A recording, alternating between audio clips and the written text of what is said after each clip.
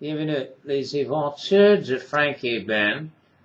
Sixième série, Frank and Ben go on a picnic with Ruth and Sally. Septième histoire, Frank and Ben go on a picnic, part 17. While Ben finishes jacking down the car and then puts the jack and the old tire in the trunk, Frank plays with Bowser. He finally takes a frisbee from his car and throws it towards the field at the far end of the parking lot. Despite his ungainliness, Bowser fiercely runs after the saucer-shaped projectile. A deer happens to come out of the woods where the parking lot ends. It immediately spots the huge galloping dog and leaps back into the woods.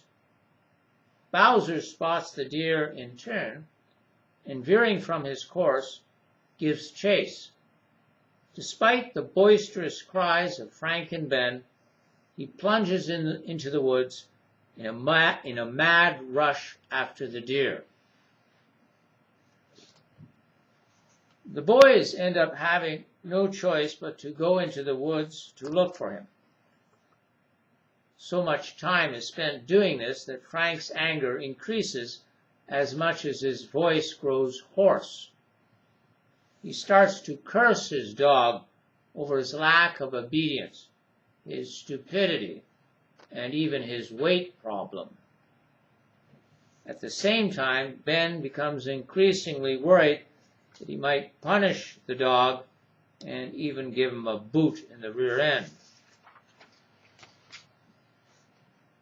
But finally Bowser shows up looking weary and bedraggled. At the same time, he puts on such a display of canine contriteness that Frank, despite all the reprimands and oaths he heaps on his head, doesn't have the heart to kick him in the butt as he was planning to do. The boys then leave the woods, go pick up the frisbee that has been left in the field, and then head for the parking lot and their cars. Being now held tightly on a leash, Bowser has lost the spark and vitality that normally characterize him. In addition, his woolly coat, full of burrs, leaves, twigs, and other matter, makes him look as if he had been hunting the deer for 3 weeks. "We'll have to clean him up," says Ben. "We can't take him to the picnic grounds like that." "I don't have my grooming brushes with me. How are we going to get all that shed out of his fur?" When Ben doesn't have an answer to this question, Frank exclaims, "You know what? I think I should leave him in the car as punishment. Then he'll have time to think about his crimes while we're up at the picnic grounds having fun." Once they are back at the cars, however, Frank forgets about condemning his dog to solitary confinement. Instead, he starts vigorously brushing his coat with an old car whisk. 2 small girls stop to watch him.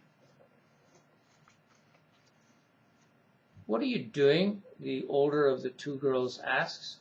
"I'm cleaning my dog."